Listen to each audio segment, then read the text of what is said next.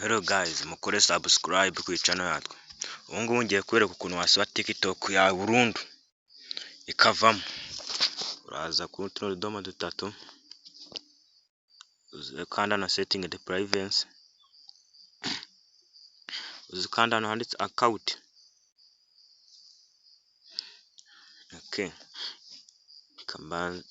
uzikanda hano handitse digitive or delete account hano. Okay, kandi kuri ino page. Okay, tuzikanda hano handitse delete account.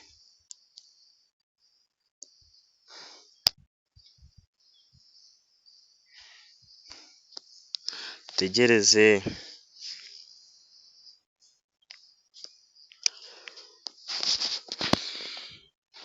Okay, tuzikanda hano handitse I have multiple account kandi continue.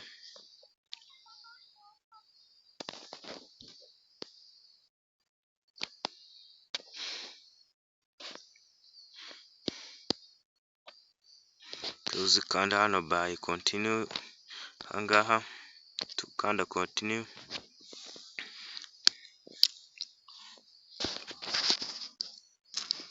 Ongera ukande continue.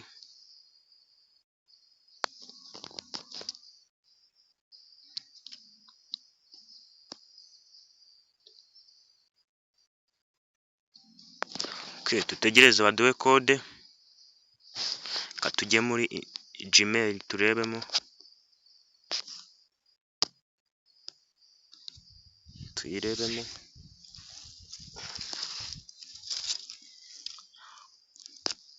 Okay, ngiyi hano 7516.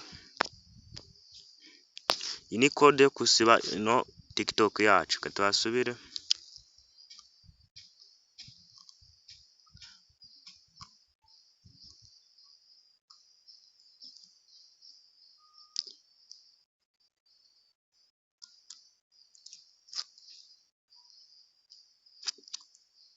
Tegereze.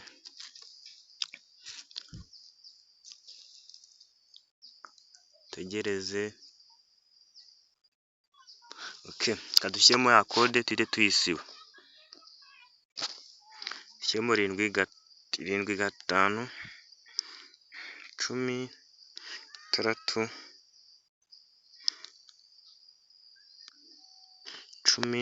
10 26. Okay, ukabase batubwira ngo delete.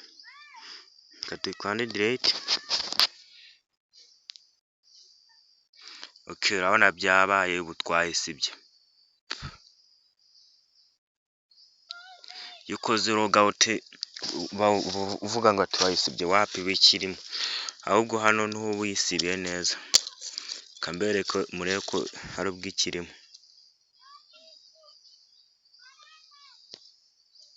Okay, guys, urabona yavuyemo, izi nizo zisigaye. Okay.